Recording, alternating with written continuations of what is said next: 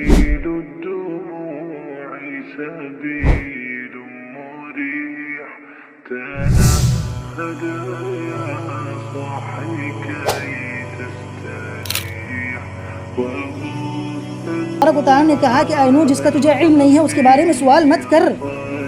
یہاں پر مفسرین نے جو نقطہ ذکر کیا وہ یہ کہ انبیاء کو غیب کا علم نہیں ہوتا۔ اگر نوح علیہ السلام کو غیب کا علم ہوتا تو یہ سوال نہیں کرتے۔ انی اعوذک من ان تکون من الجاہلین، میں تجھے نصیحت کرتا ہوں کہ تم جاہلوں میں سے مت ہو جاؤ۔ یہاں پر مفسرین نے جو نقطہ ذکر کیا ہے وہ یہ کہ آدمی کو علم ادب سکھاتا ہے کہ اس کو دعا کیسی کرنی چاہیے۔ جاہل آدمی دعا کے آداب اس کو معلوم نہیں ہے، آداب معلوم نہیں ہے، آداب زندگی معلوم نہیں ہے۔ آداب زندگی سے کورا عالم وہ حقیقت میں عالم نہیں ہے۔ عالم کی مثال یہ ہے کہ وہ ادب سے معمور ہوتا ہے۔ السلام علیکم ورحمۃ اللہ وبرکاتہ۔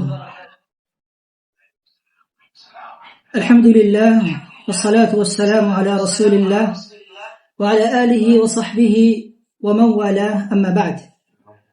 قال الله تبارك وتعالى في كلامه المجيد والفرقان الحميد: أعوذ بالله السميع العليم من الشيطان الرجيم، بسم الله الرحمن الرحيم، وما من دابة في الأرض إلا على الله رزقها ويعلم مستقرها ومستودعها كل في كتاب مبين۔ محترم سامعین و سامعات، قابل قدر و صد احترام ذمہ داران ابناء قدیم عمر آباد شاہ قطر، آج ہم رمضان المبارک کے 12ویں روزے میں پارہ نمبر 12 کے مضامین کا مختصر تعارف انشاءاللہ آپ کے سامنے پیش کریں گے۔ اللہ تبارک و تعالی میری مدد فرمائیں اور مجھے حق بولنے کی توفیق عطا فرمائیں۔ محترم بھائیوں، پارہ نمبر 12 یہ 2 مکی سورتوں پر مشتمل پارہ ہے۔ اس میں سورۃ ہود، اللہ تبارک و تعالیٰ نے اس صورت میں مشرکین مکہ کو 2 طرح کی نصیحت کی ہے۔ میرے بھائیوں، یہ وہ صورت ہے جس نے نبی صلی اللہ علیہ وسلم کو بڑا ہی متاثر کیا تھا۔ حضرت ابوبکر رضی اللہ تعالیٰ عنہ نے اللہ کے نبی صلی اللہ علیہ وسلم سے فرمایا: اے اللہ کے نبی، میں دیکھ رہا ہوں کہ آپ پہ بڑھاپے کے اثرات عیاں ہوتے جا رہے ہیں، کیا ماجرا ہے، کیا مسئلہ ہے؟ تو اللہ کے نبی صلی اللہ علیہ وسلم نے فرمایا: شیبتنی ہود واخواتها، ہود اور اس جیسی صورتوں نے مجھے بوڑھا کر کے رکھ دیا ہے۔ اللہ اکبر۔ میرے بھائیوں، مشرکین مکہ کو دو چیزوں کی اس میں دعوت دی گئی ہے، ان کو سمجھایا گیا ہے۔ سب سے پہلی بات ان کو یہ سمجھائی گئی ہے کہ یہ حیات دنیاوی کے ظاہری زیب و زینت کو اپنا کر جن قوموں نے اللہ کی نافرمانی کی تھی، ان کا انجام آپ لوگوں کے سامنے اظہر من الشمس ہے۔ ان لوگوں کا انجام آپ خود ان کی بستیوں کو دیکھتے ہو اور آپ نے اپنی کتابوں میں ان کو پایا ہے۔ اگر تم اپنے ان گناہوں سے باز نہیں آؤ گے، شرک بدعات سے باز نہیں آؤ گے، جی مائک کب بند ہوا ہے؟ نہیں، ابھی بند ہوا مائک۔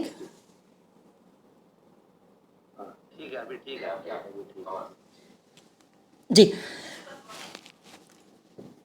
مشرکین مکہ کو جو پہلی بات دعوت دی گئی ہے وہ یہ کہ جن ظاہری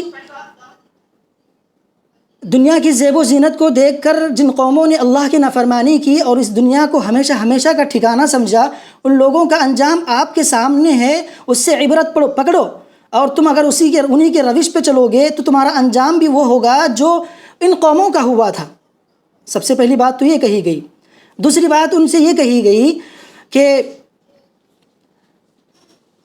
اللہ تبارک و تعالی جو تمہیں مہلت دے رہا ہے. تم یہ مت سمجھو کہ تم صحیح راستے پہ ہو اور تمہیں جو ہے کچھ نہیں ہوگا. اللہ تبارک و تعالیٰ تمہیں مہلت دے رہا ہے. وَأُمْلِي لَهُمْ إِنَّ كَيْدِي مَتِينٌ.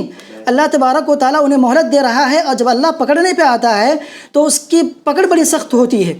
اللہ نے کہا کہ تم یہ مت سمجھو کہ تمہیں چھوٹ دی جا رہی ہے، یعنی تم یہ مت سمجھو کہ تمہیں جو ہے نا کچھ نہیں ہوگا، بلکہ تمہیں ایک مہلت دی جا رہی ہے. اپنے گناہوں سے باز آؤ، شرک بت پرستی سے باز آ جاؤ، اور اللہ کی وحدانیت کو اقرار کر لو، نبی صلی اللہ علیہ وسلم کی بات مان لو، اس میں تمہارے لیے بہتری ہے اور خیر ہے.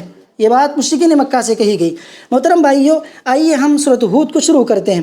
سورۃ ہود اللہ تبارک و تعالیٰ نے اس کی ابتدائی آیتوں میں جس بات کا حکم دیا وہ اللہ کی توحید کا ہے. اللہ تعبدوا الا اللہ، صرف اللہ کی عبادت ہونی چاہیے. پھر اس سورت کے آخری میں اللہ تبارک و تعالیٰ نے اسی بات کا حکم دیا. پھر وَلِلَّهِ غَيْبُ السَّمَاوَاتِ وَالْأَرْضِ وَإِلَيْهِ يُرْجَعُ الْأَمْرُ كُلُّهُ فَاعْبُدْهُ وَتَوَكَّلْ عَلَيْهِ.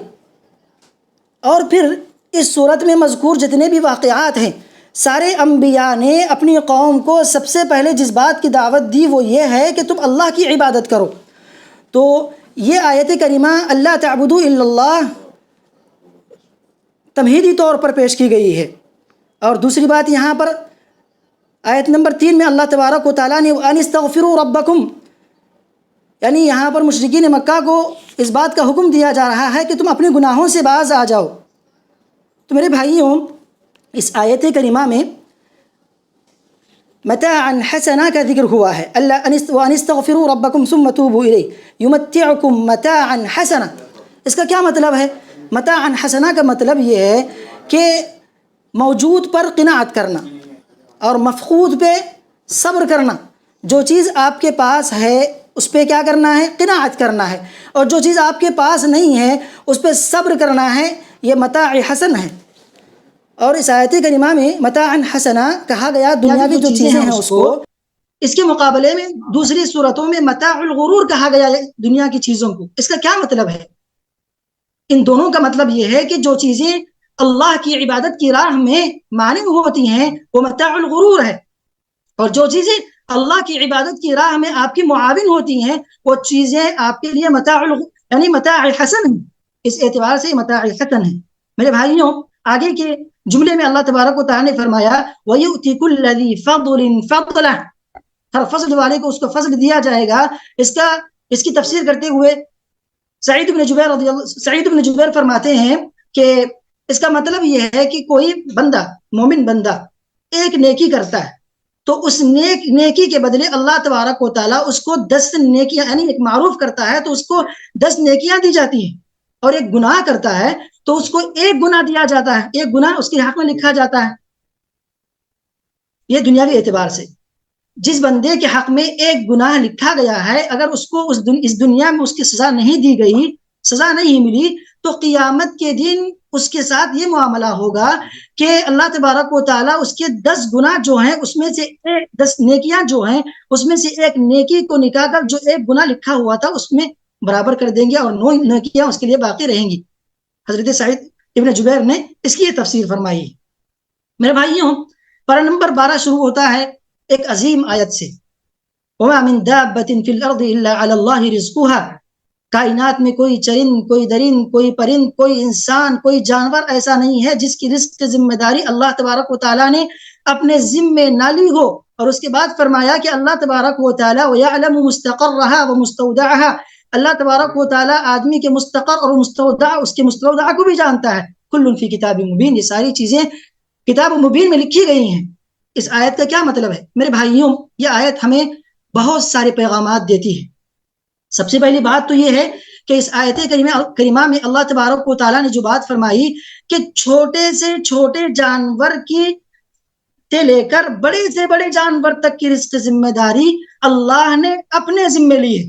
سب سے بڑی بات اس میں یہ معلوم ہوتی ہے. اور دوسری بات اللہ تبارک و تعالیٰ نے یہ کہا کہ سارے جانداروں کی رزق ذمہ داری میرے ذمے ہے. تو اس میں اللہ تبارک و تعالیٰ کی قدرت کاملہ اور پھر علم کامل کا علم ہمیں ہوتا ہے. کیسے ہوتا ہے قدرت کاملہ؟ قدرت کاملہ کا مطلب یہ ہے اللہ تبارک و تعالیٰ کا علم ہمیں ایسے ہوتا ہے کہ اللہ تبارک رزق پہنچانے کے لیے سب سے پہلے اس بات کا جاننا ہوتا ہے کہ کون سی مخلوق کہاں کہاں موجود ہے، اس کو کتنی مقدار میں رزق پہنچانی ہے۔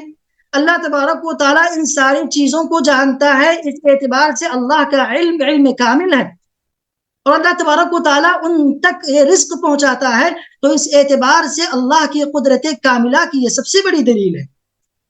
تو اللہ تبارک و تعالیٰ قدرت کاملہ اور علم کامل اللہ تبارک و تعالیٰ کے پاس ہے۔ اللہ تعالیٰ کا علم ایسا ہے وَمَا تَسْقُطُ مِنْ وَرَقَةٍ إِلَّا يَعْلَمُهَا وَلَا حَبَّةٍ فِي ظُلُمَاتِ الْأَرْضِ وَلَا رَطْبٍ وَلَا يَابِسٍ إِلَّا فِي كِتَابٍ مُبِينٍ۔ اس کائنات میں کوئی پتا بھی گرتا ہے تو وہ اس کے اللہ تبارک و تعالیٰ کے علم میں وہ چیز ہو جاتی ہے، اور زمین کے اوپر، زمین کے اندر، سمندروں کے اندر جو چیزیں موجود ہیں سب اللہ تبارک و تعالیٰ کے علم میں ہے۔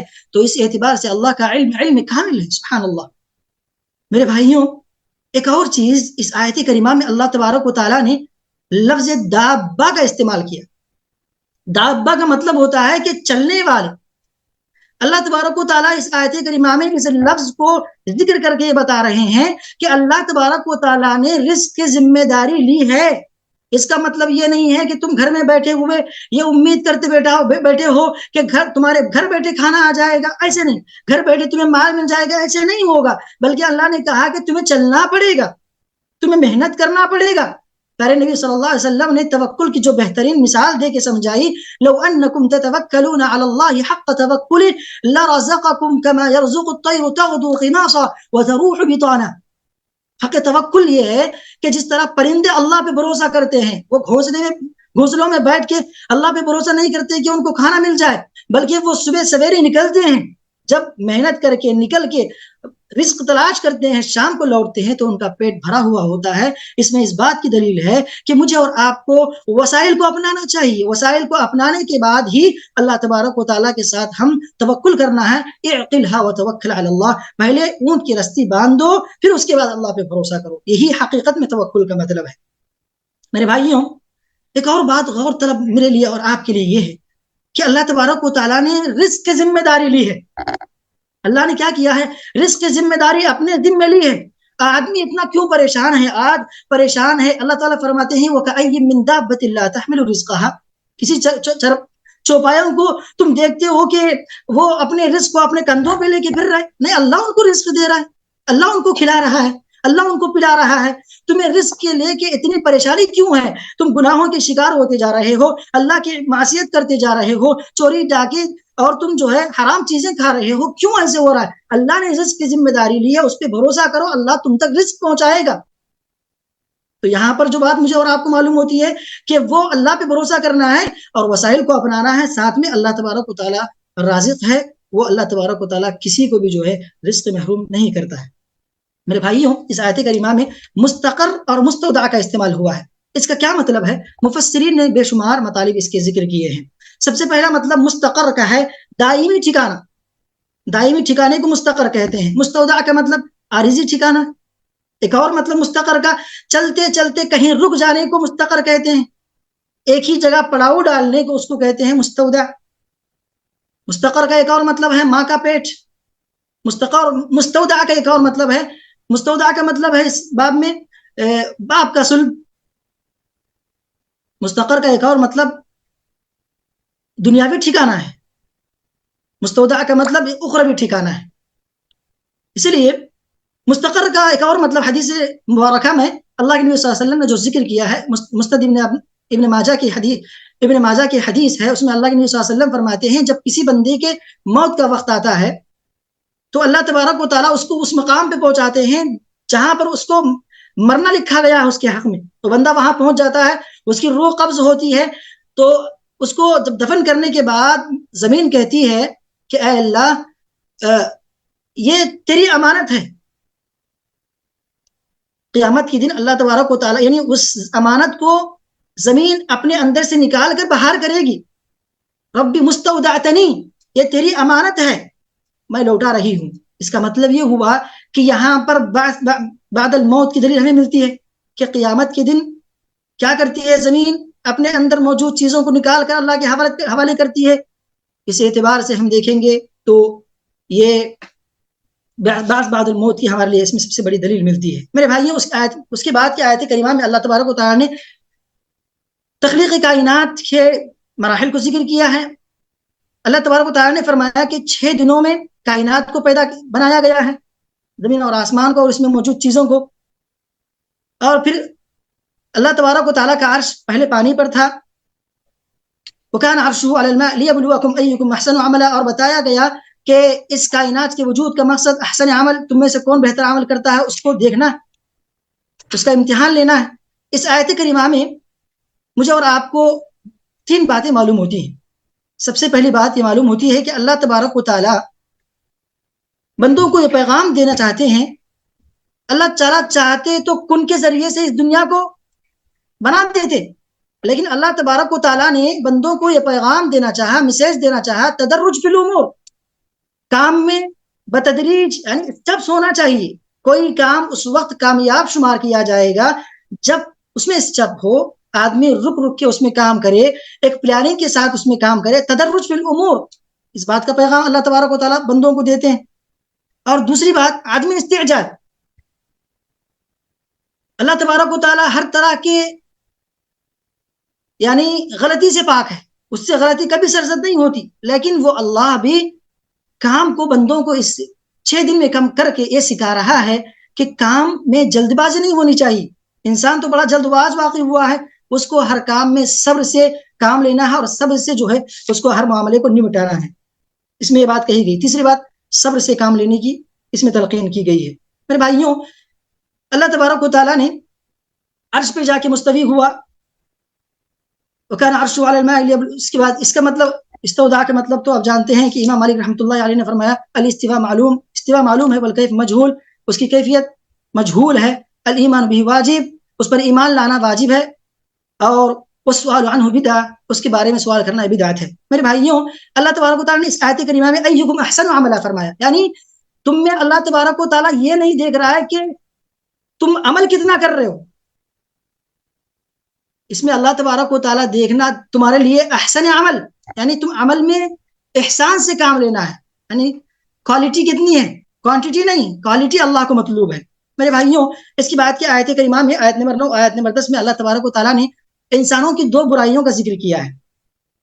ایک برائی انسان کو وَلَئِنْ أَذَقْنَا الْإِنسَانَ مِنَّا رَحْمَةً ثُمَّ نَزَعْنَاهَا مِنْهُ إِنَّهُ لَيَئُوسٌ كَفُورٌ، انسان کو اللہ تبارک و تعالیٰ اپنی رحمت کا مزہ چکھاتا ہے اور اس سے اپنی رحمت کو چھین لیتا ہے تو وہ آدمی مایوس ہو جاتا ہے اور ناشکرا ہو جاتا ہے. اور اس کے بعد اللہ تبارک و تعالیٰ کسی بندے سے کوئی نعمت کو دے کر چھینتا ہے تو وہ بندہ بے صبرا ہو جاتا ہے. تو یہ انسان کی 2 برائیوں کو اس میں ذکر کیا گیا ہے. اور اس آیت کریمہ میں اذقنا کا لفظ استعمال کیا گیا.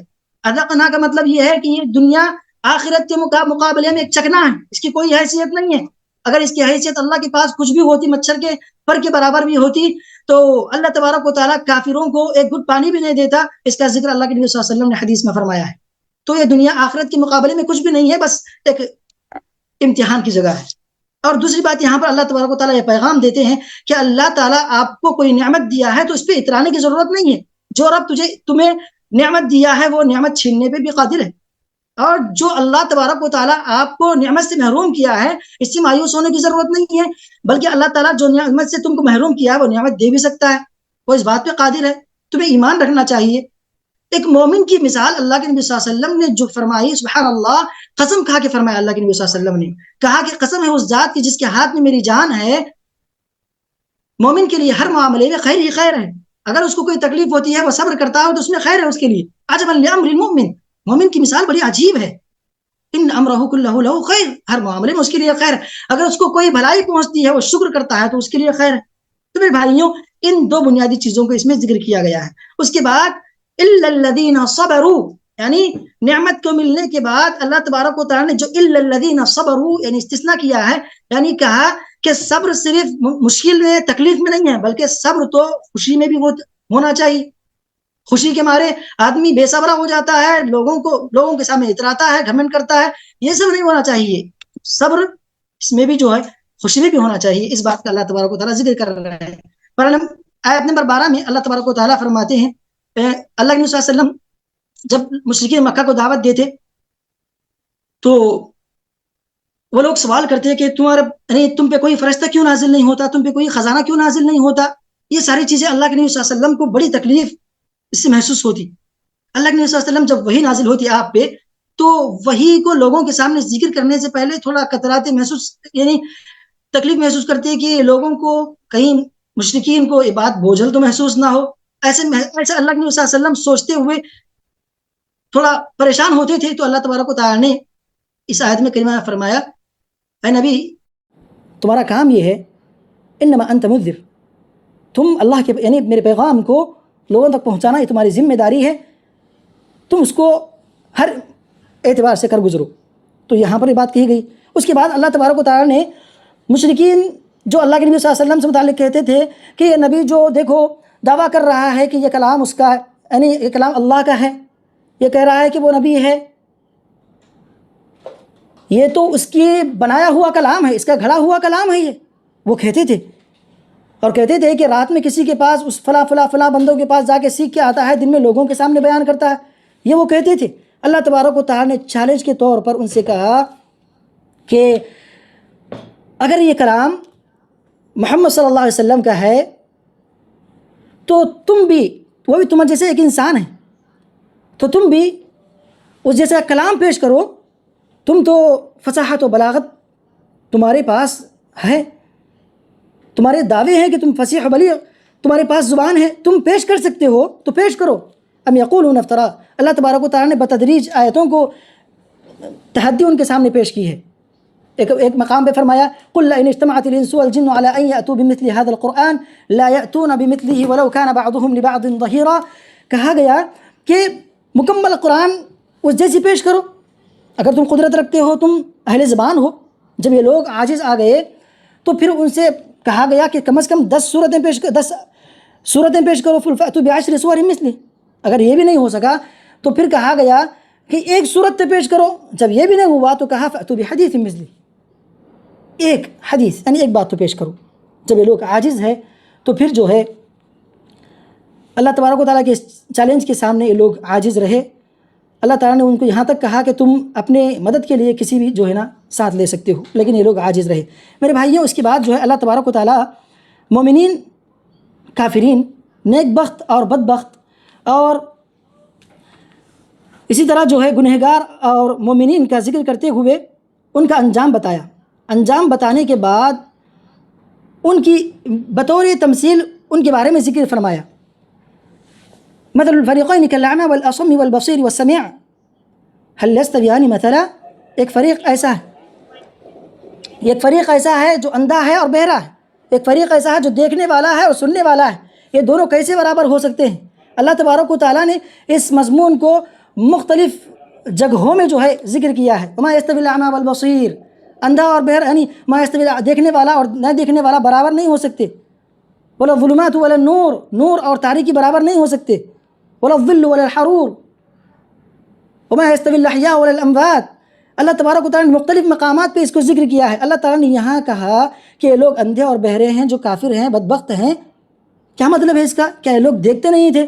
اس کا مطلب یہ نہیں ہے، بلکہ یہ لوگ دیکھتے تو تھے لیکن نور بصیرت سے یہ لوگ محروم تھے، جس کا تذکرہ اللہ تبارک و تعالیٰ نے سورۃ الحج میں فرمایا افلم يسيروا في الارض فتكون لهم قلوب يعقلون بها واذان يسمعون بها فانها لا تعمى الابصار.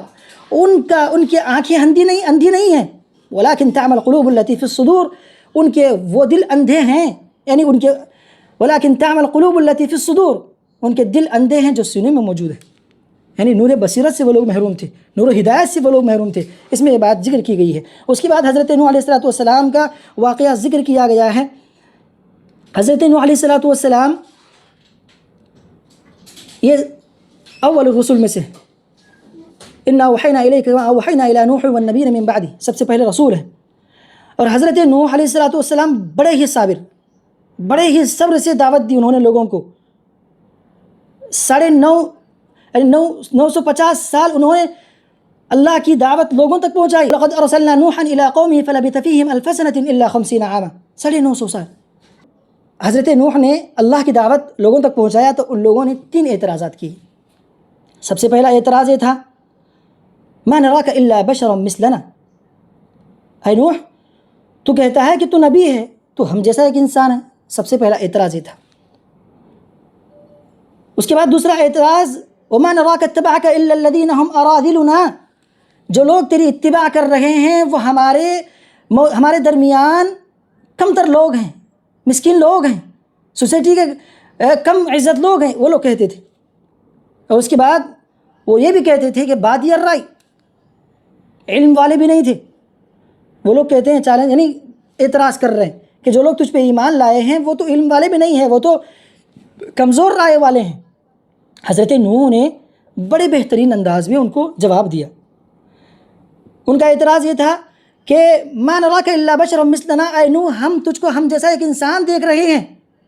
حضرت نوح نے ان سے کہا کہ ہاں میں تم جیسا ایک انسان ہوں، اس میں کوئی بھی جو ہے نا الگ بات نہیں ہے، میں بھی انسان ہوں تم جیسا، لیکن مجھ میں اور تم میں فرق یہ ہے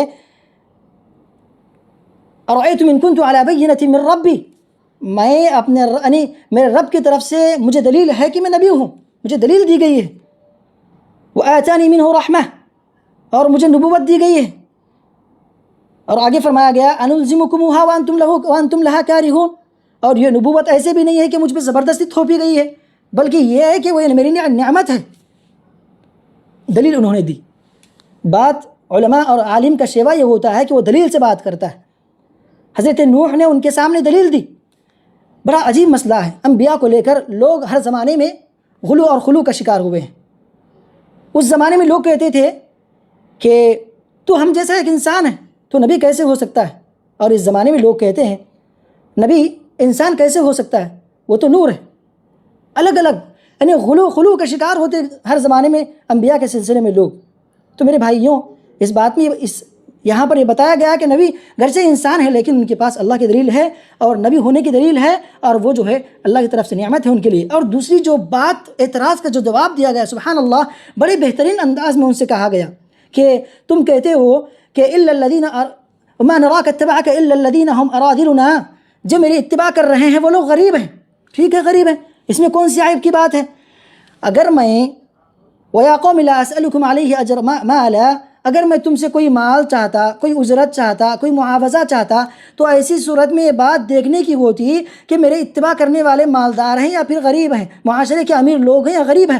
جب مجھے تمہارے مال سے کوئی واسطہ ہی نہیں ہے، کوئی تعلق ہی نہیں ہے، میں تمہارے مال کو طلب بھی نہیں کر رہا ہوں، تو مجھے غریب مجھ پہ ایمان لائے یا پھر جو ہے مالدار مجھ پہ ایمان لائے، مجھے اس سے کوئی فرق نہیں پڑتا۔ سبحان اللہ، بڑے بہترین انداز میں سمجھایا گیا۔ اور میرے بھائیوں، یہ بات یاد رکھیں آپ، انبیاء پر ہر زمانے میں جن لوگوں نے سب سے پہلے اسلام قبول کیا وہ معاشرے کے غریب قسم کے لوگ تھے، یہاں تک کہ یہ انبیاء پر ایمان لانے والوں کی علامت بن گئی۔ پیارے نبی صلی اللہ علیہ وسلم جب مکے میں اسلام کی دعوت پہنچائے تو اسی درمیان ابو سفیان رضی اللہ تعالیٰ عنہ جو بھی اسلام قبول نہیں کیے تھے، وہ ہرقل کے پاس پہنچے تو ہرقل نے جو سوال کیا ان سے کہ جو نبی ہونے کا دعویٰ کر رہا ہے اس کے متبعین کی حالت کیا ہے، وہ امیر ہے یا غریب؟ سفیان نے کہا، ابو سفیان رضی اللہ تعالیٰ عنہ نے کہا کہ وہ معاشرے کے غریب طبقے کے لوگ ہیں۔ تو ہرقل نے کہا کہ نبیوں پر ایمان لانے والے سب سے پہلے معاشرے کے کمزور لوگ ہوتے ہیں۔ تو میرے بھائیوں، معاشرے کے کمزور لوگوں کو کمزور نہیں سمجھنا چاہیے، غریب لوگوں کو کمزور نہیں سمجھنا چاہیے، جس کی بات حضرت نوح علیہ السلام نے آگے کی آیتوں میں فرمایا وَيَا قَوْمِ مَن يَنصُرُنِي مِنَ اللَّهِ إِن طَرَدتُّهُمْ أَفَلَا تَذَكَّرُونَ۔ یہاں پر حضرت نوح علیہ السلام نے اس بات کو ذکر فرمایا۔ اور تیسرا جو اعتراض ان کا تھا وہ یہ تھا کہ ان کی رائے کمزور ہے، وہ علم والے نہیں ہیں۔ اللہ تبارک و تعالیٰ نے یہ لوگ کہتے تھے کہ آپ نے جو دعوت پیش کیا ہے وہ یہ لوگ بغیر سمجھے سوچے کہ دیکھے بغیر تفتیش اور تحقیق کیے بغیر تجھ پہ ایمان لائے ہیں، اس اعتبار سے یہ لوگ کمزور ہیں، یہ لوگ ان کی کم رائے ہے، بادی الرائے۔ اللہ تبارک و تعالیٰ حضرت محمد صلی اللہ علیہ وسلم پر ایمان لانے والوں کو، صحابہ کو بھی لوگوں نے ایسے ہی کہا، بلکہ یہاں تک کہا آمن السفہاء۔ اللہ تعالیٰ نے جن لوگوں نے صحابہ کو سفہاء کہا، ایمان لانے والوں کو سفہاء کہا، اللہ نے کہا الا انہم هم السفہاء، یہی لوگ اصل میں بیوقوف ہیں۔ دین کی بات جب آتی ہے تو اللہ کا حکم ماننا ہے، اس میں عقل کی گھوڑے دوڑانا، اپنے عقل سے کام لینا، یہ مومنوں کا شیوا نہیں ہے۔ اس کا مطلب یہ ہرگز نہیں ہے کہ دین عقل کے اعتبار سے عقل پر مبنی نہیں ہے، بلکہ ہرگز نہیں، دین کامل عقل پر مبنی ہے، لیکن ہماری سوچ اس حد تک نہیں پہنچ سکتی۔ اس اعتبار سے جو ہے اللہ تبارک و تعالیٰ کے احکامات کو آمنا وصدقنا ایک مومن کا شیوا ہوتا ہے۔ تو میرے بھائیوں، اس کے بعد حضرت نوح علیہ السلام نے اللہ تبارک و تعالیٰ سے سامنے ذکر کیا کہ اللہ تبارک و تعالیٰ، میں نے ان کو علانیہ طور پر دعوت کیا ہے، سری طور پر دعوت دیا ہے، میں نے انہیں سمجھایا ہے، میں نے آفاق و انفس کی مثالیں دی کہ انہیں سمجھایا ہے، تیری عبادت کی طرف لوگوں کو بلایا ہے، اور استغفار کے ثمرات میں نے ان کو بتایا ہے، لیکن یہ لوگ تیار نہیں ہیں، اپنے کانوں میں انگلیاں ڈال لیتے ہیں۔ وقال نوح رب لا تذر على الارض من الكافرين ديارا انك ان تذرهم يضلوا عبادك ولا يلدوا الا فاجرا كفارا۔ دیکھیے، ہر قوم جن پہ عذاب آیا ہے، ان لوگوں نے سب سے بڑی جو حماقت کا کام کیا وہ یہی کہ انبیاء سے انہوں نے کہا کہ جس چیز کا تو وعدہ کر رہا ہے وہ لا کے دکھا۔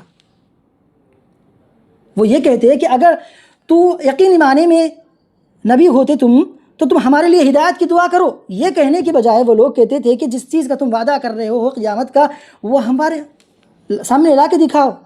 جب یہ لوگ طلب کیے، ان کا وقت مقرر آ گیا، تو پھر اللہ تبارک و تعالیٰ نے ان کو دکھایا کہ وہ ان کا وعدہ جو ہے، اللہ تعالیٰ کا وعدہ جو ہے ان پہ سچ کر اللہ نے دکھایا۔ اس کے بعد اللہ تبارک و تعالیٰ نے حضرت نوح کو کشتی بنانے کا حکم دیا۔ اس اعتبار سے ہم معلوم دیکھ سکتے ہیں کہ کشتی بنانے والے سب سے پہلے حضرت نوح علیہ السلام ہے۔ یہاں پر دیکھیے توکل کی بہترین مثال حضرت نوح نے پیش کی۔ وہ مثال توکل کی یہ ہے کہ حضرت نوح سے کہا گیا کہ اے نوح کشتی بنا۔ حضرت نوح نے یہ سوال نہیں کیا کہ اے اللہ یہاں دور دور تک پانی نہیں ہے، کشتی کیسے بنانا ہے؟ فوراً اللہ کے حکم کی تعمیل کرتے ہوئے انہوں نے کشتی بنانا شروع کیا۔ یہ حضرت نوح کی توکل کی دلیل ہے۔ اور اہل ایمان اللہ کے احکام پہ سوال کھڑے نہیں کرتے۔ یہ سوالات کھڑے کرنا، عقلی گھوڑے دوڑانا، یہ تو شیطان کا کام ہے۔ جو جب اس نے کہا گیا تھا آدم کو سجدہ کر، اس نے کہا تھا کہ ایک آگ ایک مٹی کو کیسے سجدہ کرے گا؟ عقل کے گھوڑے دوڑانا، عقل کو استعمال کرنا دین کے اللہ کے احکامات میں، یہ تو جو ہے ان کافرین اور شیاطین کا کام ہے۔ تو میرے بھائیوں، حضرت نوح نے کشتی بنایا۔ اس کے بعد اللہ تبارک و تعالیٰ نے فرمایا کہ آپ جو لوگ ایمان لائے ہیں بس اتنے ہی ایمان لائے ہیں، اس کے بعد کوئی ایمان نہیں لا سکتا۔ کہا گیا کہ قل نحمل فیہا من کل زوجین اثنین واہلک الا من سبق علیہ القول۔ جو پرندے ہیں ان میں سے ایک ایک جوڑا اپنے کشتی میں سوار کر لو۔ یہاں مفسرین نے ایک لطیف نکتہ اور ذکر کیا ہے، کہا کہ حضرت نوح نے 950 سال لوگوں کو اللہ کی طرف دعوت دی، تو لوگ جو ان پر ایمان لانے والے تھے، حضرت ابن عباس کی تفسیر کے مطابق صرف 80 لوگ تھے، رضی اللہ تعالیٰ عنہ کی تفسیر کے مطابق صرف 80 لوگ تھے۔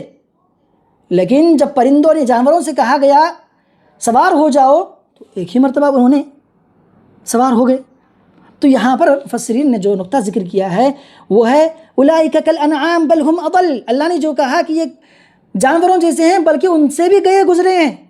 پرندوں کو جانوروں کے ایک بار کہا گیا کہ ایک مرتبہ آ جاؤ تو وہ آ گئے۔ یہ لوگ جو جن کے دلوں میں کجی ہے، ان کو 950 سال تک دعوت دی گئی، وہ لوگ ایمان نہیں لائے۔ تو میرے بھائیوں، بل ہم اضل، اس اعتبار سے یہ لوگ جانوروں سے بھی گئے گزرے ہیں۔ اس کے بعد کیا آیت میں اللہ تبارک و تعالیٰ نے فرمایا وقال اركبوا فيها بسم الله مجريها ومرساها۔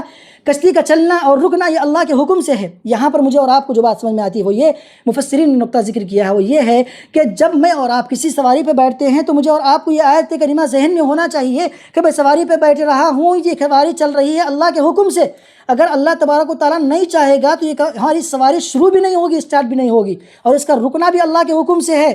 اگر اللہ تبارک و تعالیٰ اس کی بریک کو فریک کر دے یا پھر کچھ بھی اس میں مسئلہ کھڑا ہو جائے گا تو پھر کیا ہوگا؟ پھر انجام واضح۔ تو اس کا چلنا اور اس کا رکنا بھی اللہ کے حکم سے ہے۔ بعض مفسرین نے ذکر کیا ہے کہ کشتی کی جب سواری کرتے ہیں تو کشتی میں جب سفر کرتے ہیں تو ایسے وقت میں اس آیت کریمہ کو پڑھنا چاہیے۔ میرے بھائیوں، اس کے بعد حضرت نوح اور ان کے بیٹے کے درمیان کا مکالمہ ہوا، تو حضرت نوح نے اپنے بیٹے سے کہا کہ وَلَا تَكُن مَعَ الْكَافِرِينَ، اے میرے بیٹا کافروں میں سے مت ہو جاؤ۔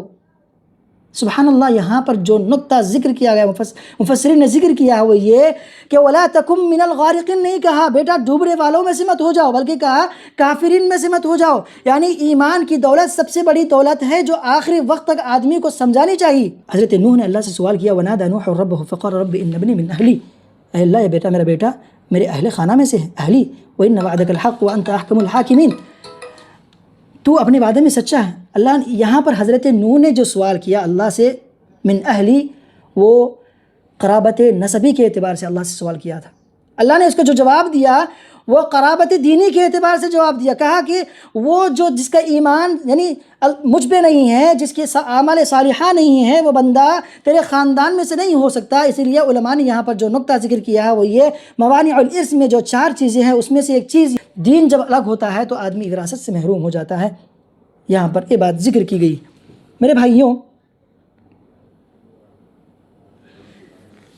اس کے بعد انه ليس من اهلك انه عمل غیر صالح فلا تسألني ما ليس لك به علم، اللہ تبارک و تعالیٰ نے کہا کہ اے نوح جس کا تجھے علم نہیں ہے اس کے بارے میں سوال مت کر۔ یہاں پر مفسرین نے جو نقطہ ذکر کیا وہ یہ کہ انبیاء کو غیب کا علم نہیں ہوتا، اگر نوح علیہ السلام کو غیب کا علم ہوتا تو یہ سوال نہیں کرتے۔ انی اعوذک ان تکون من الجاہلین، میں تجھے نصیحت کرتا ہوں کہ تم جاہلوں میں سے مت ہو جاؤ۔ یہاں پر مفسرین نے جو نقطہ ذکر کیا ہے وہ یہ کہ آدمی کو علم ادب سکھاتا ہے کہ اس کو دعا کیسی کرنی چاہیے۔ جاہل آدمی دعا کے آداب اس کو معلوم نہیں ہے، آداب معلوم نہیں ہے، آداب زندگی معلوم نہیں ہے، آداب زندگی سے کورا عالم وہ حقیقت میں عالم نہیں ہے۔ عالم کی مثال یہ ہے کہ وہ ادب سے معمور ہوتا ہے۔ تو میرے بھائیوں، علم ادب سکھاتا ہے۔ اور دوسری بات جو بات یہاں پر مفسرین نے ذکر کیا وہ یہ کہ غیر مناسب دعا بھی اللہ سے نہیں کرنی چاہیے۔ میرے بھائیوں، ایک اور بات، حضرت نوح نے اپنے بیٹے کو نہیں بچا سکا۔ جب اللہ کا عذاب آیا تو یہ پیر، یہ مرشد، یہ درگاہوں پہ بیٹھے ہوئے مجاور یا پھر جو ہے جن پہ امیدیں لگائی گئی ہیں، وہ کیسے اللہ کے عذاب سے تمہیں بچا سکتے ہیں؟ لوگ یہ سمجھ کے بیٹھے ہوئے ہیں کہ ہمارا رشتہ دار فلاں مجاور ہے، وہ لوگ اس کی درگاہ پہ آتے ہیں، وہ ہماری سفارش کرے گا، وہ ہماری بخشوا لے گا۔ وہ کیسے بخشوا سکتا ہے جو کہ حضرت نوح نے اپنی بیٹے کی جو ہے نا ان کو بچا نہیں سکا۔ کسی کا نسب اس کو اللہ کے عذاب سے بچا نہیں سکتا۔ اللہ کے نبی صلی اللہ علیہ وسلم نے جو فرمایا کہ جس کا عمل اس کو پیچھے چھوڑ دے اس کا نسب اس کو آگے نہیں بڑھا سکتا۔ من بطأ بعمله لم يسرع نسبه۔ تو میرے بھائیوں، آگے حضرت ہود علیہ السلام کا واقعہ ذکر ہوتا ہے۔ حضرت ہود جو قوم عاد کی طرف بھیجے گئے تھے، انہوں نے اللہ تبارک و تعالیٰ کی طرف لوگوں کو دعوت دیا۔ میرے بھائیوں، اس کے بعد جو ہے استغفار کے جو فوائد انہوں نے ذکر کیا ہے کہ استغفار کا فائدہ یہ ہوتا ہے، یا قوم استغفروا ربکم ثم توبوا الیہ یرسل السماء علیکم مدرارا، آسمان سے موسلا دھار بارش ہوتی ہے۔ حضرت نوح نے ذکر کیا ہے اولاد میں کثرت ہوتی ہے، باغات میں اضافہ ہوتی ہیں، نہریں بہتی ہیں۔ یہ ساری چیزیں استغفار کے فوائد ہیں۔ اس کے بعد آیت میں اللہ تبارک و تعالیٰ نے 55ویں آیت میں اللہ نے کہا من دونہ فکیدونی جمیعا ثم لا تنظرون۔ ایک داعی کبھی بھی خوف سے اللہ کی دعوت کو نہیں چھوڑتا ہے۔ اس کے سامنے کتنے بھی چیلنج آ جائیں، لوگ اس کو کتنے بھی جو ہے دھمکیاں دے، وہ اللہ کا کام کر گزرتا ہے۔ حضرت ہود نے کہا کہ تم اپنی چالیں چلو، مجھے انتظار کا موقع بھی مت دو، ٹھیک ہے جی۔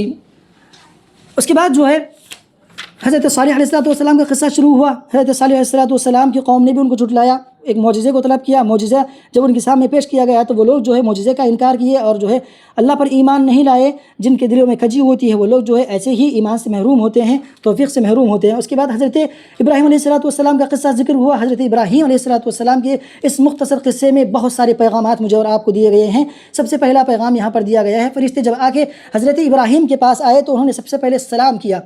تو مہمان جب گھر پہ داخل ہوتے ہیں یا پھر کسی سے بات کرتے ہیں تو سب سے پہلے سلام سے ہم اس کا آغاز کرنا چاہیے، اور اس کا جواب دیا گیا اسمیہ سے جواب دیا، یعنی اس سے بہتر جواب دیا۔ تو سلام کا جواب اس سے بہتر ہونا چاہیے۔ وَإِذَا حُيِّيتُم بِتَحِيَّةٍ فَحَيُّوا بِأَحْسَنَ مِنْهَا أَوْ رُدُّوهَا۔ حضرت ابراہیم علیہ السلام کے نے ضیافت کیا، سب گھر میں جو چیز موجود ہے لا کے پیش کیا، یعنی معلوم یہ ہوا کہ مہمان کے لیے سب جو بہتر سے بہتر کھانا اور غذا ہے اس کا انتظام کرنا چاہیے۔ ضیافت میں سب سے بہترین چیز گوشت ہے۔ اس کے بعد اللہ تبارک و تعالیٰ نے حضرت ابراہیم علیہ السلام کا قصہ ذکر کرتے ہوئے یہ بات جو فرمائی، فرشتوں کے سب سامنے جب کھانا پیش کیا گیا تو انہوں نے کہا کہ ہم فرشتے ہیں، ہم کھا نہیں سکتے۔ مفسرین نے یہاں پر جو نقطہ ذکر کیا ہے وہ یہ کہ نورانی مخلوق کھانا نہیں کھاتی ہے۔ جو لوگ یہ کہتے ہیں کہ اللہ کے نبی نور ہیں، وہ اللہ کے نبی صلی اللہ علیہ وسلم کھانا بھی کھاتے تھے، بازاروں میں گھوم جاتے تھے، چلنا پھرنا، اٹھنا بیٹھنا، کھانا پینا سب ہوتا تھا۔ اس اعتبار سے اللہ کے نبی صلی اللہ علیہ وسلم کیسے بشر یعنی نور ہو سکتے ہیں، اس میں جو ہے تردید کی گئی ہے۔ اور اس کے بعد جو ہے اللہ تبارک و تعالیٰ حضرت نوح علیہ السلام کو فرشتوں کے ذریعے سے ایک بچے کی بشارت دیتے ہیں۔ یہاں پر مجھے اور آپ کو جو بات معلوم ہوتی ہے کہ اللہ تبارک و تعالیٰ بڑا قدیر ہے، وہ جس وقت عمر میں بھی چاہتا ہے بچے دے سکتا ہے۔ وَلِلَّهِ مُلْكُ السَّمَاوَاتِ وَالْأَرْضِ يَخْلُقُ مَا يَشَاءُ يَهَبُ لِمَن يَشَاءُ إِنَاثًا وَيَهَبُ لِمَن يَشَاءُ الذُّكُورَ أَوْ يُزَوِّجُهُمْ ذُكْرَانًا وَإِنَاثًا۔ اللہ تعالیٰ بڑا قادر ہے، وہ بچوں کو دیتا ہے، کسی کو بچیاں دیتا ہے، کسی کو بچے دیتا ہے، کسی کو دو دیتا ہے، کسی کو بغیر دیے کے آزماتا ہے، کسی کو ایسے عمر میں دیتا ہے جس عمر میں تصور بھی نہیں کیا جا سکتا۔ اللہ تعالیٰ بڑا قادر ہے، وہ دے سکتا ہے۔ اللہ تعالیٰ نے یہاں پر اپنی قدرت کا ذکر فرمایا ہے۔ اس کے بعد جو ہے حضرت ابراہیم کو اسحاق کے ساتھ ساتھ یعقوب کی بھی بشارت دی گئی۔ یہاں پر جو لوگ یہ کہتے ہیں کہ حضرت اسماعیل علیہ السلام ذبیح اللہ نہیں ہے، اسحاق علیہ السلام ذبیح اللہ ہیں، ان کی تردید ہے اس آیت کریمہ میں۔ وہ ایسے کہ حضرت اسحاق کے ساتھ ساتھ یعقوب کی بشارت دی گئی۔ اس کا مطلب یہ ہوا کہ حضرت اسحاق بڑے ہوں گے، ان کی شادی ہوگی، ان کو اولاد ہوگی، یعنی بچہ اس کو جو ہے نا ذبح نہیں کیا جائے گا۔ حضرت اسماعیل علیہ السلام کو اللہ تبارک و تعالیٰ نے ذبح کرنے کا حکم دیا تھا، نہ کہ اسحاق علیہ السلام کو ذبح کرنے کا حکم دیا تھا۔ اس کے بعد فرشتوں نے حضرت ابراہیم کی بیوی کو ان کے اہل میں سے کہا، وبرکاتہ علیکم اہل البیت۔ یہاں پر مفسرین نے جو نقطہ ذکر کیا وہ یہ کہ بیوی اس کے اہل خانہ میں سے ہوتی ہے۔ جو لوگ یہ کہتے ہیں کہ بیوی اس کے اہل خانہ میں سے نہیں ہوتی ہے، وہ ان کے لیے بہترین، یعنی ان کے خلاف بہترین دلیل ہے۔ یعنی حضرت محمد صلی اللہ علیہ وسلم کے بارے میں کہتے ہیں کہ اہل بیت صرف 5 ہیں، اللہ کے نبی صلی اللہ علیہ وسلم، حضرت علی، فاطمہ، حسنین، ازواج النبی صلی اللہ علیہ وسلم ان کے اہل میں سے نہیں ہیں، ان کی اس بات میں تردید ہوتی ہے۔ اس کے بعد حضرت لوط علیہ السلام کا قصے کا ذکر ہوتا ہے۔ حضرت لوط فرشتے ایک مفصل ذکر ہے اس کا، وہاں پر حضرت لوط علیہ السلام نے کہا، قال لو ان لی بکم قوۃ او آوی الی رکن شدید۔ جب لوگ ان کے گھر پہ آ گئے، ان کے گھر کے اطراف جمع ہو گئے، تو لوگوں کو دیکھ کر وہ پریشان ہو گئے۔ انہوں نے کہا کہ کاش میرے پاس کوئی قوت ہوتی جو میں اپنے مہمانوں کی حفاظت کر سکتا۔ تو یہاں پر جو بات ذکر ہوئی، مفسرین نے ذکر کیا ہے وہ یہ کہ انبیاء کسی کی مدد نہیں کر سکتے جب تک اللہ تعالیٰ جو ہے حقیقت میں مدد کرنے والا ہے۔ انبیاء کے پاس مدد کرنے کی طاقت نہیں ہے۔ اور دوسری بات جو ذکر کیا ہے وہ یہ ہے کہ حضرت لوط نے جو کہا کہ میرے لیے کوئی طاقت ہوتی جس کی وجہ سے میں مدد کر سکتا، یہاں پر اللہ کے توکل کے منافی نہیں ہے، بلکہ ظاہری اسباب کو انہوں نے اپنایا ہے، یہی حقیقت میں توکل ہے میرے بھائیوں۔ اس کے بعد حضرت شعیب کا واقعہ شروع ہوتا ہے۔ حضرت شعیب نے بھی لوگوں کو اللہ کی توحید کے ساتھ ساتھ بندوں کے حقوق میں جو انہوں نے کوتاہی کی تھی اس سے روکا۔ یہ مفصل ذکر ہے، ان کا انجام کیا ہوا۔ یہاں پر مفسرین نے حضرت شعیب علیہ السلام کے اس واقعے سے جو 5 باتیں یعنی ذکر کیے ہیں، وہ ایک عالم اور داعی کے لیے مثال ہے، نمونہ ہے۔ سب سے پہلے کہا، قال ارأیتم ان کنت علی بینۃ من ربی۔ دلیل سے عالم بات کرتا ہے، داعی دلیل سے بات کرتا ہے۔ جو بغیر دلیل کے بات کرتا ہے وہ حقیقت میں عالم نہیں ہے، وہ حقیقت میں داعی نہیں ہے۔ اور دوسری بات، ورزقنی منہ رزقا حسنا۔ ان 5 چیزوں کو ہر عالم اپنا حرز جاں بنانا چاہیے، اس کو عمل کرنے کی عمل کرنی چاہیے۔ دوسری بات، ورزقنی منہ رزقا حسنا، یعنی رزق کے اعتبار سے، مالی اعتبار سے بھی مضبوط ہونا چاہیے۔ یہ ضروری نہیں ہے، مالی اعتبار سے عالم دین اور داعی جتنا مضبوط ہوتا ہے اس کی بات میں اتنی ہی جو ہے نا قوت ہوتی ہے، اور وہ نڈر ہو کے لوگوں کے سامنے دعوت دے سکتا ہے۔ اس کے بعد تیسری جو بات ایک عالم کے اندر ہونی چاہیے، وما اريد ان اخالفكم الى ما انهاكم عنه، یعنی اس کا کردار اس کے گفتار کے ساتھ ساتھ ہو۔ وہ گفتار کا غازی نہیں بلکہ کردار کا بھی غازی ہونا چاہیے۔ اور اس کے بعد فرمایا، ان اريد الا الاصلاح ما استطعت۔ اور یہاں پر مقصد صرف اصلاح کرنا ہونا ہے، کسی کی مذہب کی یعنی کسی فرقے کی تبلیغ دینا یا پھر کسی اور مقصد کے ساتھ نہیں ہونا چاہیے۔ وما توفیقی الا باللہ، 5ویں چیز جو ہے وہ ہم لوگوں کو دعوت تو دیں گے ہدایت کی طرف، لیکن ہدایت دینا یہ ہمارے ہاتھ میں نہیں ہے۔ انک لا تہدی من احببت ولکن اللہ یہدی من یشاء۔ اللہ تبارک و تعالیٰ کے ہاتھ میں ہدایت دینا ہے میرے بھائیوں۔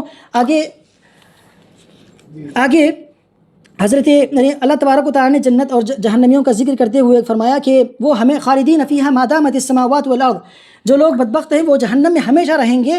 اور ساتھ میں فرمایا ما دامت السماوات والارض، جب تک زمین اور آسمان قائم ہے تب تک رہیں گے۔ اس کا کیا مطلب ہے؟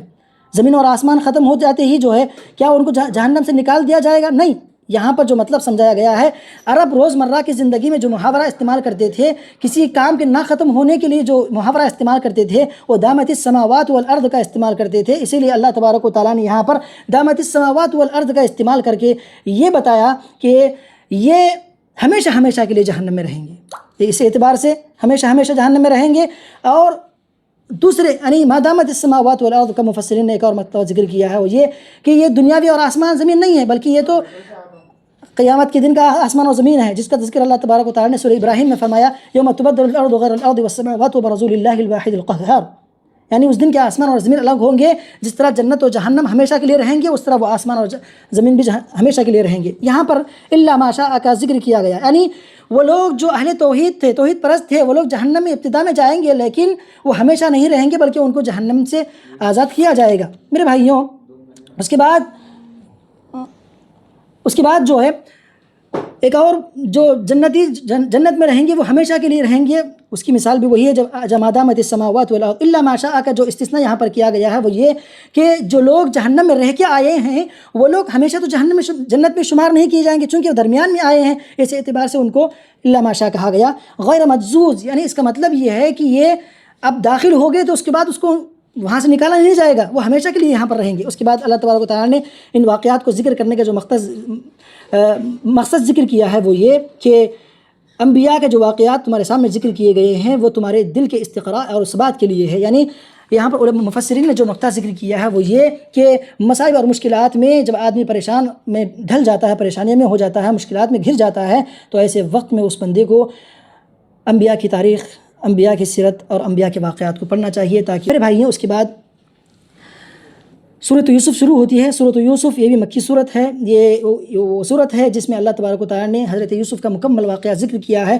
حضرت یوسف کو قرآن مجید میں اس صورت کے علاوہ کہیں پر بھی ان کے واقعات کا ذکر نہیں ہوا ہے، بس 2 جگہ سورۃ الانعام اور سورۃ الغافر میں ان کا نام کا ذکر ہوا ہے۔ اس اعتبار سے پورے قرآن مجید میں حضرت یوسف کا نام 27 مرتبہ آیا ہے، 25 مرتبہ سورہ یوسف میں اور 2 مرتبہ الگ الگ صورتوں میں سورۃ انعام اور سورۃ الغافر میں آیا ہے۔ اور اللہ تبارک و تعالیٰ نے اس صورت کو احسن القصص کہا، یعنی قصوں میں سب سے بہترین قصہ ہے۔ اس بات کی اللہ تبارک و تعالیٰ نے ایویڈنس یعنی دلیل یعنی اللہ تبارک و تعالیٰ نے سند دی ہے کہ یہ سب سے بہترین قصہ ہے۔ اس اعتبار سے یہ بہترین قصہ ہے کہ یہ قصہ خواب سے شروع ہوتا ہے کہ تعبیر میں ختم ہوتا ہے، اور اس اعتبار سے بھی احسن القصص ہے کہ یہ ایک حسد سے شروع ہوتا ہے، ایک گناہ سے شروع ہوتا ہے، ایک تکلیف سے شروع ہوتا ہے، لوگوں کو یعنی حقوق العباد میں جو تکلیف یعنی حقوق العباد میں کمی سے شروع ہوتا ہے اور جو ہے معافی سے ختم ہوتا ہے۔ اس اعتبار سے یہ قصہ جو ہے احسن القصص میں اس کا شمار ہوتا ہے۔ سورۃ یوسف میں بنیادی طور پر 3 طرح کے خواب کو ذکر کیا گیا ہے۔ سب سے پہلے خواب حضرت یوسف کا خواب ذکر کیا، دوسرا اصحاب السجن کا جو خواب ہے اس کو ذکر کیا، اس کے بعد جو ہے جو خواب ذکر ہوا وہ عزیز مصر کا خواب ذکر ہوا، اور 3 طرح کے قید کو سورۃ یوسف میں ذکر کیا گیا ہے۔ ایک قید یوسف، اس کا محرک تھا حسد، جس وجہ سے جو ہے یہ غیر مشروع ہے، حرام ہے، اور دوسرا قید ہے قید امراۃ العزیز، یعنی اس کا محرک تھا شہوت اور زنا، اس اعتبار سے بھی یہ حرام ہے، غیر مشروع ہے۔ اور تیسرا قید یوسف، جو انہوں نے اپنے بھائی کے غلے میں برتن کو چھپا دیا تھا، اللہ نے کہا کہ یہ قید جو ہے نا، یہ اللہ نے اپنی اس قید کی نسبت اپنی طرف فرمائی ہے، اور یہ قید جو ہے اس لیے تھا کہ یہ بچھڑے ہوئے خاندان کو ملانا تھا، اس اعتبار سے یہ قید جائز ہے۔ میرے بھائیوں، یہ سورہ بنیادی طور پر 3 عظیم پیغامات مجھے اور آپ کو دیتا ہے۔ سب سے پہلا پیغام یہ دیتا ہے کہ صبر انسانی زندگی میں ہونا چاہیے، جس کی عظیم مثال حضرت یعقوب اور حضرت یوسف نے میرے اور آپ کے سامنے اللہ تبارک پیش کیا ہے، اللہ تبارک و تعالیٰ نے جس کا ذکر کیا ہے۔ دوسری بات یہ ہے کہ انسان کو جو ہے اللہ تبارک و تعالیٰ یہ بات کو یقین کرنا چاہیے کہ اللہ تعالیٰ اپنے امور میں غالب ہے، اس وہی ہوتا ہے جو منظور خدا ہوتا ہے۔ اس کے بعد جو خصوص یعنی ایک اور بنیادی چیز جو ذکر کی گئی ہے اس میں یہ ہے صبر، یعنی تقوی کو اختیار کرنے کا پیغام دیا گیا ہے۔ میرے بھائیوں، آیت کرنے کا وقت نہیں ہے، بس میں بنیادی طور پر جو اس سے مستفاد نکات ہوتے ہیں میں 2-3 منٹ میں 4 منٹ میں آپ کے سامنے ذکر کر کے اپنے موضوع کو یعنی ختم کر دیتا ہوں۔ حضرت یوسف کے سامنے جب حضرت یوسف نے اپنے باپ ابو کے سامنے جب یعقوب کے سامنے یعنی خواب کا ذکر کیا تو ابو نے کہا کہ اپنے بھائیوں کے سامنے اس کو ذکر نہ کرو۔ انہوں نے یہ بھی ساتھ میں کہا کہ شیطان کا یعنی ان الشیطان للانسان عدو مبین، انسان کا کھلا دشمن ہے شیطان۔ یعنی حضرت یعقوب نے حسن زن سے کام لیا، یہ تمہارے بھائیوں کا مکر نہیں ہو سکتا، لیکن اس میں شیطان ان کے اپنے بھائیوں کو جو ہے ورغلا سکتا ہے، لہٰذا ان کا ذکر نہ کرنا۔ میرے بھائیوں، آگے کی آیتوں میں اللہ تبارک و تعالیٰ نے کہا لقد کان فی یوسف واخوتہ آیۃ للسائلین، اس واقعے میں سائلین اور کے لیے بہت ساری نشانیاں ہیں، مثالیں ہیں، عبرتیں ہیں، نصیحتیں ہیں۔ آگے کی آیتوں میں جو ذکر ہوا وہ یہ ہے کہ جھوٹ کا کوئی جو ہے نا سر اور پیر نہیں ہوتا ہے، اس کی مذمت بھی کی گئی ہے۔ اخوان یوسف نے جھوٹ سے کام لیا تھا، اور یہاں پر حضرت یوسف نے جب واقعہ ذکر ہونے کے بعد جو حضرت یوسف نے کہا تھا کہ میں اس وقت صبر جمیل کرتا ہوں۔ صبر جمیل کا مطلب یہ ہے کہ بندہ شکایت بندوں سے نہیں اللہ سے کرتا ہے، جس صبر میں شکایت اللہ سے ہو وہ صبر جمیل ہے۔ یہاں پر حضرت یعقوب علیہ السلام صبر کیے، اور انہیں معلوم تھا کہ حضرت یوسف کو جو ہے نا قتل نہیں کیا گیا ہے۔ اس کی سب سے بڑی مثال یہ ہے کہ حضرت یعقوب نے کہا کہ ابھی خواب کی تعبیر مکمل نہیں ہوئی ہے۔ دوسری بات یہ ہے کہ حضرت یعقوب اپنے بچوں کو جب بنیامین بھی جو ہے ان کے ہاتھ سے نکل گئے تھے تو کہا تھا کہ جاؤ اور حضرت یوسف کو تلاش کرو، فتحسسوا من یوسف۔ اعتبار سے ہم دیکھ سکتے ہیں کہ حضرت یوسف علیہ السلام کا انتقال ان کو جو ہے نا ضائع نہیں کیا گیا، بلکہ اللہ نے ان کی حفاظت کی ہے، اس کا ان کو یقین تھا۔ میرے بھائیوں، آگے کی آیتوں میں اس بات کا ذکر ہوا کہ آدمی اگر گناہوں سے بچنا چاہتا ہے تو اس کے لیے بہت سارے دروازے کھل جاتے ہیں، ٹھیک ہے۔ حضرت یوسف نے جب ان پہ جو ہے نا ان کے ساتھ غلط کام کی دعوت دی گئی ان کو، تو وہ بھاگنے لگے، دروازے خود بخود کھلے۔ آدمی گناہوں سے بچنے کی کوشش کرتا ہے تو اس کے لیے راستے خود بخود ہموار ہوتے ہیں۔ یہاں پر نوجوانوں کے لیے سب سے بڑا پیغام یہ ہے کہ نوجوانوں اپنی جوانی کو کنٹرول میں کرو، حضرت یوسف کی سیرت کو پڑھو اور اس کو اپناؤ۔ میرے بھائیوں، آگے کی آیتوں میں جو ذکر ہوا وہ یہ ہے کہ حضرت یوسف کو جیل میں ڈالا گیا۔ مفسرین نے جو نقطہ ذکر کیا ہے وہ یہ کہ جیل میں جانا یہ کسی گنہگار کا کام نہیں ہے، بلکہ جیل میں قید خانے میں نیک بندے بھی جاتے ہیں جن کا گناہ کوئی نہیں ہوتا ہے۔ اس کے بعد حضرت یوسف نے جیل میں قید خانے میں جو دعوت دی ہے لوگوں کو، ایک داعی کے لیے بہترین اس میں جو ہے پیغامات ہیں۔ سب سے پہلا پیغام داعی کو یہ ملتا ہے کہ دعوت جو ہے ناسازگار حالاتوں میں ہی ہوتی ہے، یعنی سازگار حالتیں ہیں تو ایسے وقت میں دعوت نہیں ہوتی ہے۔ حضرت یوسف نے جیل میں دعوت کا کام کیا تو ناسازگار حالات میں ہی دعوت کا کام ہوتا ہے۔ اللہ کے نبی صلی اللہ علیہ وسلم نے بھی مکے کی زندگی میں جو دعوت کا کام کیا اس وقت بھی حالات ناسازگار تھے، ناسازگار حالات میں ہی دعوت کا کام ہوتا ہے۔ ایک دوسری بات حضرت یوسف کے اس واقعے سے جو دعوتی ناحیے سے معلوم ہوتی ہے وہ یہ کہ دعوت کا کوئی وقت نہیں ہوتا کہ فلاں وقت پہ دعوت کریں، بلکہ دعوت کے لیے کچھ بھی تھوڑا بھی وقت ملتا ہے تو سب سے پہلے کام کرنا چاہیے بلغوا عنی ولو آیا، جو میرے پاس اور آپ کے پاس باتیں ہیں وہ غیر مسلمین تک اور جو راہ راست بھٹکے ہوئے ہیں ان کو سنا دینا چاہیے۔ داعی صرف اپنے گفتار کا نہیں بلکہ وہ کردار کا بھی حامل ہوتا ہے۔ حضرت یوسف نے اپنے کردار سے ان کے سامنے اپنے کردار پیش کیا تو وہ متاثر ہو کے اپنے خواب کو ان کے سامنے ذکر کیا اور حضرت یوسف کے لیے دعوت کے راہیں ہموار ہوئی، ان کے سامنے دعوت پیش کی گئی۔ میرے بھائیوں، ایک اور بات دعوتی ناحیے سے مجھے اور آپ کو اس واقعے سے معلوم ہوتی ہے کہ دعوت ہم جس کو دے رہے ہیں اس کے مذہب سے واقف ہو، وہ کون ہے، کرسچن ہے یا پھر جو ہے اس کا مذہب کس سے تعلق رکھتا ہے، وہ بدھزم سے تعلق رکھتا ہے، جینزم سے تعلق رکھتا ہے، کس مذہب سے تعلق رکھتا ہے، اس اعتبار سے اگر ہم معلوم ہو ہمیں تو ہم اس کو جو ہے بآسانی اس کی مثالیں دے کے سمجھا سکتے ہیں۔ اور ایک اور بات مجھے اور آپ کو معلوم ہوتی ہے، حضرت یوسف نے جو اپنے آبا و اجداد کی مثال دے کے سمجھایا، یہ معلوم ہوتا ہے کہ مثالوں کے ذریعے سے دعوت کا کام کیا جائے، اور یہ بھی معلوم ہوتا ہے کہ ذہنی سطح کے اعتبار سے دعوتی کام کیے جائیں، یعنی کوئی پڑھا لکھا طبقہ ہے تو اس کو الگ انداز سے دعوت دی جائے، یا پھر جو پڑھا لکھا ہوا طبقہ نہیں ہے، جو جاہل کوارا ہے، ایسے لوگوں کو الگ ناحیے سے دعوت کا کام کیا جائے۔ اس کے بعد جو ہے یہ واقعہ حضرت یوسف علیہ السلام کے سامنے جو عزیز مصر کا خواب پیش ہوتا ہے تو وہاں پر جو ہے حضرت یوسف اس کی تعبیر بیان کرتے ہیں، تو یہاں پر جو ہے پارہ ختم ہوتا ہے۔ انشاءاللہ اللہ تعالی ہم تمام کو سننے سے زیادہ عمل کی توفیق عطا فرمائے۔ اللہ تعالی ہم نے جو کچھ سنا ہے اللہ تعالی اس پہ جو ہے عمل صحیح معنوں میں کرنے کی توفیق عطا فرمائے، اور جب تک اس دنیا میں رکھے اسلام اور ایمان کی حالت میں رکھے، خاتمہ ہو تو خاتمہ بالخیر ہو۔ اللہ تعالی ہمارے روزوں کو، قیام کو، صیام کو اور ہمارے تلاوت کلام کو قبول فرمائے۔ فجزاکم اللہ خیرا۔